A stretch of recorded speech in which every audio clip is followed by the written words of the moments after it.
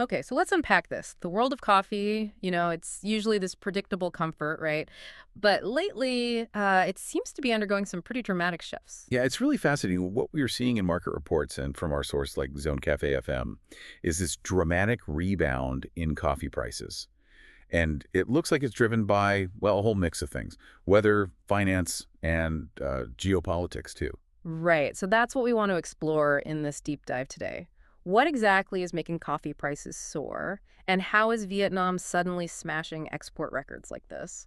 Plus, these surprising geopolitical ripples shaking up the global coffee trade. It feels like it's much more than just your morning brew now. Oh, absolutely. It's become, or maybe always was, a strategic commodity.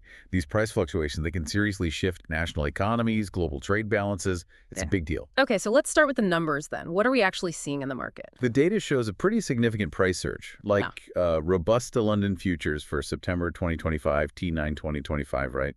They're at $3,421 per ton. And Arabica in New York, same contract period, is at $288.55 per pound, both seeing really notable increases. And that's not just something happening far away on an exchange. It's hitting home, especially in Vietnam. Domestically, their coffee prices are getting close to a historic peak. Yeah. We're talking an average of 100,000 Vietnamese dong per kilogram. Wow. Yeah, levels they haven't seen since 2022. Some places like Ac Nong are even hitting 100,200 dong. Incredible. So why? What's behind this spike? Well, it seems like several factors are kind of converging right now. First, there's been below average rain in Brazil's big Arabica region, Minas Gerais. That's key. Okay, weather impact. Exactly. Then, add to that, the Brazilian real, their currency, has been strengthening, which actually reduces the incentive for them to sell exports. Right, less pressure to sell. And then there's the financial market side. A lot of short covering by speculators. Basically, traders who bet against prices rising are now having to buy back contracts, and that pushes prices up further. Got it. Plus, one more thing. Inventory for Arabica coffee on the ICE exchange. It's at a 5.5-month low. So scarcity is definitely playing a part. Okay, that makes sense. A lot of factors lining up. And here's where it gets really interesting for me. Vietnam. Usually a major player, but kind of quiet, right? Now they're having this absolutely record-breaking year. July 2025 alone, they exported 110,000 tons. That brought in nearly $600 million. Yeah, just in 1 month. And even crazier, the first 7 months of this year, Vietnam's coffee exports hit an incredible $6 billion. That's already more than their entire total for last year, which was $5.6 billion.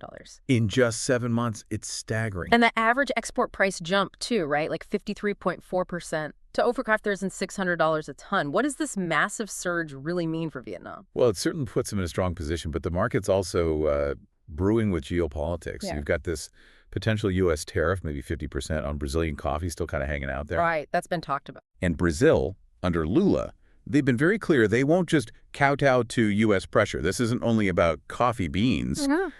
It signals Brazil's shifting alliances, and maybe leveraging its commodity power, especially with its role in BRICS and ties to China growing. That is fascinating. And it's not just theoretical policy stuff, is it? It hits actual businesses, like Copper Cow Coffee.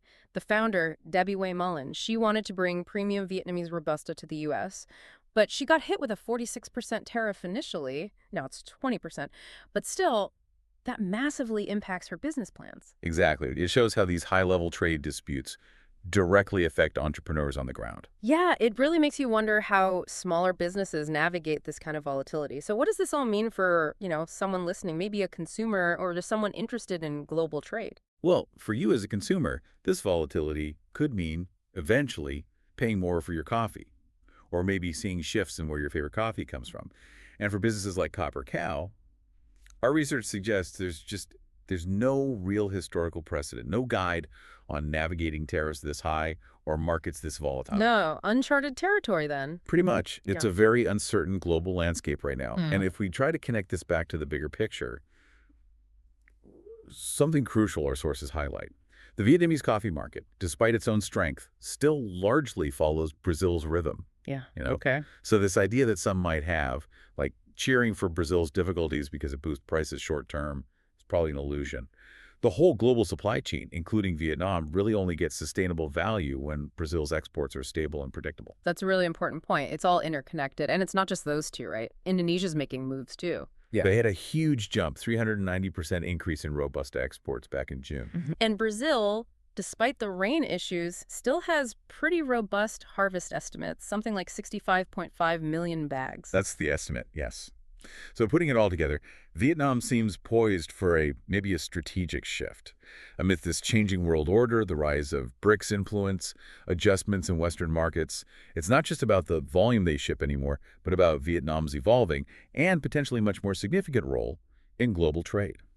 So, reflecting on this whole deep dive, what really stands out? From the soaring prices, Vietnam's incredible year, the geopolitics, it's clear that cup of coffee is way more complex than most of us think. Absolutely. And it leaves us with a really interesting question to ponder, doesn't it?